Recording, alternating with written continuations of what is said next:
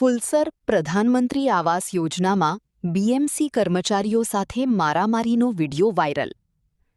ભાવનગરના ફુલસર પ્રધાનમંત્રી Awas Yojana plot number 16 ખાતે કચરો એકત્રિત કરવા આવેલી બીએમસીની ટેમ્પલ બેલ ગાડીના ચાલક અને સ્ટાફ સાથે અને સ્થાનિક લોકો વચ્ચે કોઈ કારણોસર ઉગ્ર બોલાચાલી બાદ મારામારી કરવામાં આવી હોવાનું સામે આવ્યું છે.